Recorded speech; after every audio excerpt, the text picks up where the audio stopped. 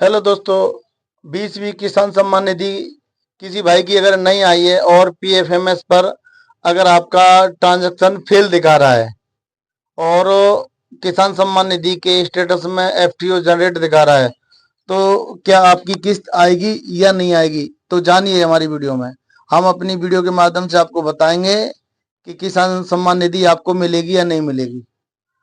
तो कुछ मतलब किसानों की जो रेगुलर आ रही थी उसमें कोई दिक्कत नहीं थी। 19वीं किस्त रेगुलर आई है और 20वीं किस्त जो 2 अगस्त को जारी की गई है वो किसी के खाते में नहीं आई है।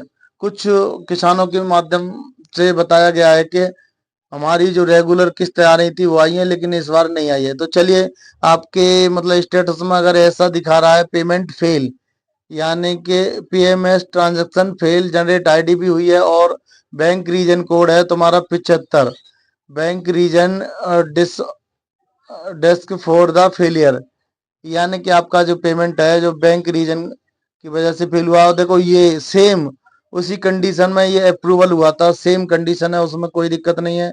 लेकिन जो जो तुम्हारी किस्त जो फेल हुई है वो फेल हुई है 20वीं किस्त, यानी 19 किस्त लगातार आने वाली आई थी और लैंड सीडिंग भी हो रखा है, केवाईसी भी हो रखी है और तुम्हारा आधार डीबीटी इनेबल भी हो रखा है, फिर भी किस्त नहीं आई है।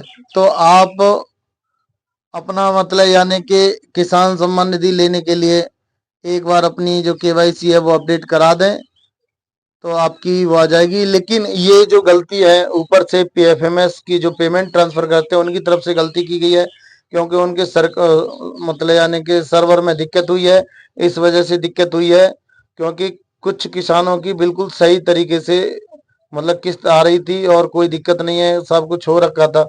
तो उसमें जो बैंक रीजन दिखाया गया है वो 75 दिखाया गया है और यहाँ पे देखो सैंक्शन क्लोज हुआ और अप्रूवल भी 13 तारीख को हुआ था, यानी कि जो 20 जून को आने वाली किस्त थी वो समय नहीं आई। तो इन्होंने उसी पोर्टल को यानी उसी अपडेट को चेंज नहीं किया है पीएमएस वालों ने। तो चलिए हम आपको ये दिखाते हैं कि आपकी अकाउंट की एनपीसीआई हो रही है या नहीं हो रही है। अगर आपकी नहीं हो रही है तो हम आपके वीडियो में बता रहे हैं कि कैसे कैसे आपको इनेबल करना है और कैसे चेक करना है। तो चलिए एनपीसीआई साइट पर आकर यहाँ पे कंज्यूमर में जाएंगे और कंज्यूमर में जाके वहां भारत आधार सीडिंग इनेबल वेज लिखा हुआ है, इस पर हम क्लिक करेंगे। तो यहाँ पर क्लिक करने के बाद हमारा जो एनपीसीआई जो सीडिंग आधार कार्ड सीडिंग की जो है पोर्टल आ जाएगा और यहाँ पे जो पेज आया है उसमें लिख रहा है आधार मैप स्टेटस। तो आधार कार्ड से जो अकाउंट लिंक है और डीबीटी इनेबल है उसको हम चेक कर पाएंगे। तो आप ऐसे चेक कर सकते हो, यहाँ पर अपना आधार कार्ड नंबर डालें और कैप्चा कोड फिल करें। अगर ये इनेबल नहीं हो रही है तो आप इनेबल भी कर सकते हो, बैंक में जाकर करा सकते हो, अपने आप भी कर सकते हो।